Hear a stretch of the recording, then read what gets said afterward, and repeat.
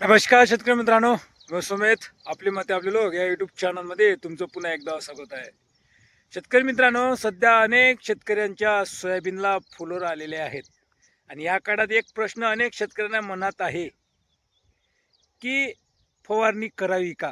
काही शेतकरी म्हणतात फुलोऱ्या अवस्थेत सोयाबीन पिकावर जास्त फूल येण्यासाठी फवारणी करावी, पण खरंच हे करणे आवश्यक आहे का? आज आपण याच विचारावर अगदी स्पष्टपणे बोलणार आहोत आणि तुम्हीही तुमच्या प्रतिक्रिया सांगा.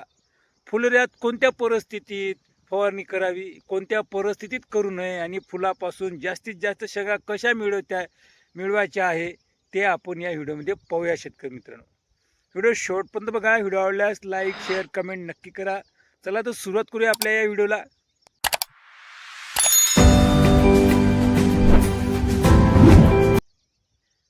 शेतकरी मित्रांनो बघा, माझ्या सोयाबीनची अवस्था तुम्ही व्हिडिओमध्ये बघत आहात. हे माझं प्रभाकर अंकुर सोयाबीन आहे आणि आजच्या डेटमध्ये याला शेतकरी मित्रांनो 45 दिवसाचा कालावधी झालेला आहे. 26 जूनची पेरणी आहे बघा. 45-46 दिवसाचा जवळपास कालावधी झालेला आहे. या पिकामध्ये पाने हिरवी आहेत बघा, पाने हिरवी आहेत. झाडाची वाढ चांगली झाली आहे. फुलोरं पण भरपूर आहे शेतकरी मित्रांनो बघा. फूल पण भरपूर आहे. हे बघा,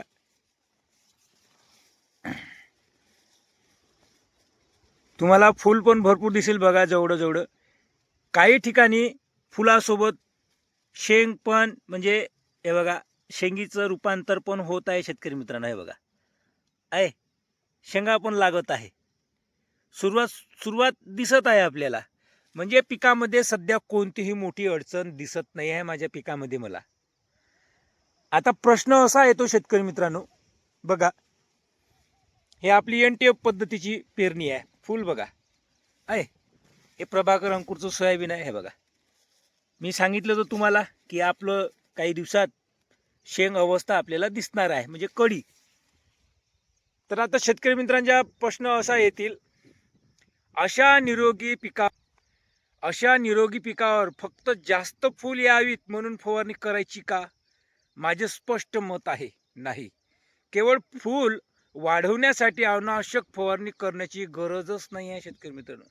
कारण सोयाबीनमध्ये फक्त फुले किती आली हे महत्त्वाचे नाही, फुले किती टिकली, त्यापासून किती शेंगा तयार झाल्या आणि त्या शेंगामध्ये दाणे किती भरले हे उत्पादनासाठी जास्त महत्त्वाचे आहे. आता शेतकरी मित्रांनो, आता हे फूल आहे, तर फूल आली, आपण फवारणी मारतो, खूप फूल येतात. मग प्रश्न असा आहे, फवारणी मारल्यानंतर फूल आल्यानंतर फूल टिकतात का? काही शेतकरी मित्रांनो नैसर्गिकरित्या फूल येतात. मग शेतकरी मित्र घाबरतात. फूल गळ झाली तर घाबरू नका शेतकरी मित्रांनो. मित्रांनो, एक गोष्ट लक्षात ठेवा, सोयाबीनला भरपूर फूल येतात आणि त्यातील काही फुले नैसर्गिकरित्या गळतात. फुलगळ झाली म्हणजे पीक खराब झाले असे नाही शेतकरी मित्रांनो. फुलगळ झाली म्हणजे पीक खराब झाले असे नाही. हवामान, तापमान, पाण्याचा ताण, झाडाची वाढ आणि अन्नद्रव्याची उपलब्धता याचा फुलावर आणि शेंग टिकण्यावर परिणाम होतो. म्हणून एखाद्या झाडावर 10-15 फूल दिसली आणि त्यातील काही फूल गळाली म्हणून लगेच फुलगळ झाली, आता आपण फवारणी करूया असा निर्णय घेऊन सर्वात आधी पिकाची अवस्था पहा, नंतर निर्णय घ्या शेतकरी मित्रांनो. आता फुलोऱ्यात सर्वात महत्त्वाची काळजी कोणती घ्यावी? फुलोऱ्यात काळात माझ्या मते शेतकऱ्यांनी सर्वात आधी लक्ष द्यायचे ते म्हणजे जमिनीत योग्य ओलावा आहे की नाही आहे. पण दुसरीकडे शेतात पाणी साचून राहणार नाही याचीही काळजी घ्या. विशेष सध्या पाऊस जास्त असेल, निचरा व्यवस्थित आहे का हे पहा. दुसरी गोष्ट शेतकरी मित्रांनो, कीड आणि रोगीचे निरीक्षण हे करणे महत्त्वाचे आहे. दर 2-3 दिवसांनी शेतात फिरा शेतकरी मित्रांनो. पानाच्या खाली पहा, नवीन पालवी पहा, फुले शेंगा आणि शेंगा तपासा. कीड दिसली म्हणून लगेच फवारणी नाही. कीड आर्थिक नुकसान करण्याच्या पातळीवर आहे का हे पाहूनच निर्णय घ्या शेतकरी मित्रांनो. आता कोणत्या वेळी फवारणी करावी, आता मुख्य प्रश्न आहे शेतकरी मित्रांनो. फुलोऱ्या अवस्थेत तर आपल्याला फवारणी करायची नाही आहे, पण कोणती वेळ आहे अशी त्या वेळेस आपल्याला फवारणी करायची आहे. फुलोऱ्यात फवारणी कधी करायची मित्रांनो, फवारणीचे कारण असले पाहिजे. उदाहरणार्थ, कीड वाढली आहे, योग्य कीटकनाशकाची गरज, रोगाची लक्षणे किंवा रोगाचा धोका आहे, योग्य बुरशीनाशकाचा विचार, योग्य कीटकनाशकाचा विचार, आपल्या पिकामध्ये अन्नद्रव्याची कमतरता प्रत्यक्षात आहे का, दिसत आहे का, आवश्यकतेनुसार पोषक द्रव्याची फवारणी. बघा माझ्या पिकाला आहे का कोणती आवश्यकता, फुल येत आहे, नॅचरल फुल येत आहे शेतकरी मित्रांनो, मी कोणतीच फवारणी केलेली नाही.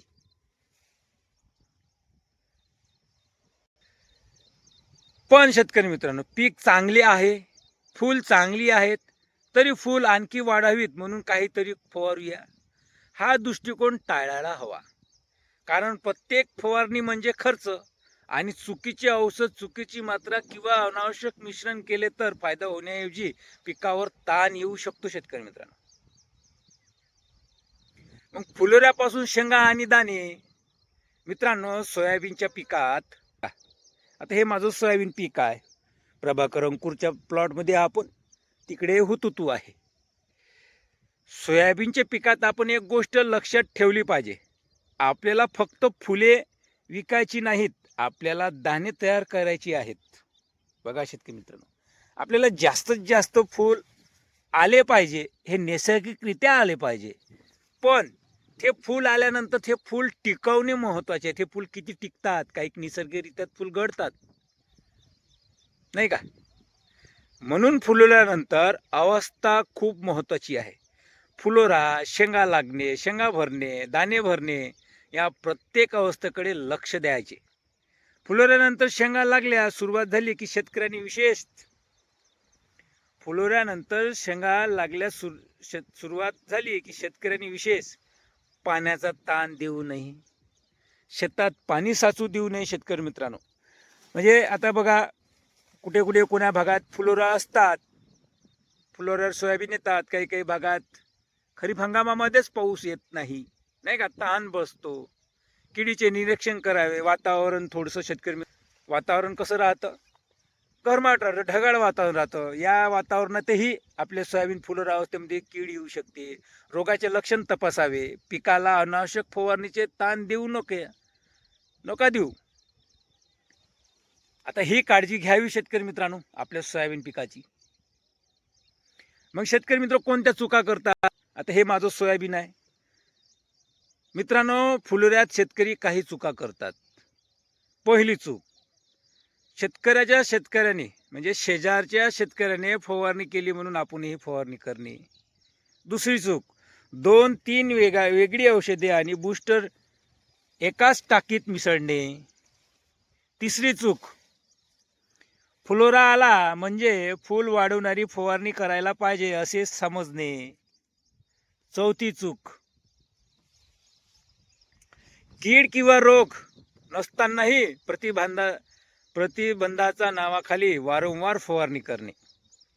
औषधाच्या बाटलीवर, लेबलवरही मात्रा लिहून राहते आणि वापराच्या सूचना पाळणे अत्यंत महत्त्वाचे आहे शेतकरी मित्रांनो. आता तुम्हाला माझं पीक कसं दिसते, निरोगी दिसते है ना, तुमचंही पीक असं निरोगी असेल आणि नैसर्गिकरित्या फूल येत असेल तुमच्याही सोयाबीनला. बघा ना, हे माझं प्रभाकर अंकुर सोयाबीन आहे. बघा, निरोगी पीक आहे, कुठलीच अडी नाही आहे, काही नाही आहे. मग आता शेतकरी, माझ्या पिकाबद्दल स्पष्ट निर्णय. बघा, आता हे माझं सोयाबीन आहे, मी तणनाशकाची फवारणी नाही केली, तणकट झाले आहे माझ्या शेतात, पण तिथलं तणकट वाढलेलं तिथलं सोयाबीनचीही वाढ झालेली आहे. माझ्या या सोयाबीनकडे तुम्ही पाहत आहात, बघा हे माझं सोयाबीन आहे, हे बघा पीक हिरवे दिसत आहे, वाढ चांगली आहे, फुलोरा चांगला आहे आणि सध्या मोठी कीड किंवा रोगाची समस्या दिसत नाही. म्हणून मी फक्त फूल आणखी वाढावीत या कारणासाठी फवारणी करणार नाही करणार फवारणी. बघा आहे ना, फुले, शेंगा, दाणे यावर, आणि जर पुढे कीड, रोग किंवा अन्नद्रव्याची कमतरता दिसली तर त्यानुसार योग्य निर्णय घेईन शेतकरी मित्र. जर माझ्या सोयाबीनमध्ये कीड, रोग किंवा अन्नद्रव्याची कमतरता दिसली माझ्या सोयाबीनमध्ये पुढील शेंगधारणा चलब लागल्यानंतर, तर मी त्यानुसार योग्य निर्णय घेणार. तर शेतकरी मित्रांनो बघा, तुम्हाला आता कळलेच असेल शेतकरी मित्रांनो, फवारणी करणे गरजेचे आहे की नाही आहे, करावी का. बरेचसे शेतकरी मित्र फुल अवस्थात फुल नैसर्गिकरित्या फुल येतात. शेतकरी मित्रांनो एक गोष्ट लक्षात ठेवा, निरोगी सोयाबीनला फक्त फुलोरा वाढण्यासाठी फवारणी करणे आवश्यक नाही. पिकाची अवस्था पहा, गरज ओळखा आणि गरज असेल तेव्हाच फवारणी करा. तर तुमच्याही सोयाबीनला नैसर्गिकरित्या फूल येतात. सर्वात महत्त्वाचं म्हणजे फूल आल्यानंतर ते फूल टिकवणे महत्त्वाचे आहे. किती गळतात आणि किती फूल धरतात, शेंगीमध्ये रूपांतर होतात, आणि शेंग लागल्यानंतर शेतकरी मित्रांनो ते शेंग किती प्रमाणात भरते हेही महत्त्वाचं आहे. त्यानुसार आपल्याला उत्पादनात वाढ होते. हे प्रत्येक गोष्ट माहीत आहे. फूल आले की नैसर्गिकरित्या फुलाची गळ होते शेतकरी मित्रांनो. तर शेतकरी मित्रांनो आपला खर्च कमी झाला आणि अनावश्यक फवारणी टाळली तरी तो सुद्धा शेतकऱ्यांचा फायदाच आहे. तर शेतकरी मित्रांनो व्हिडिओ आवडला असेल तर नक्की लाईक करा, आपल्या शेतकरी बांधवांना शेअर करा आणि आपली माती आपले लोक चॅनलला सबस्क्राईब करणं मात्र विसरू नका. एक व्हिडिओचा निरोप घेता आणि सांगतो शेतकरी मित्रांनो, शेतकरी बांधवांनो, सोयाबीनला फूल जास्त आणण्यापेक्षा आलेले फूल शेंगामध्ये टिकवणं महत्त्वाचं आहे. म्हणूनच गरज नसतानाही फवारणी न करता पिकाची अवस्था ओळखा आणि गरज असेल तेव्हाच योग्य फवारणी करा. तर पुन्हा भेटूया नेक्स्ट व्हिडिओमध्ये शेतकरी मित्रांनो. धन्यवाद. कसा वाटला माझा प्लॉट, होतो तू आणि प्रभाकर अंकुर.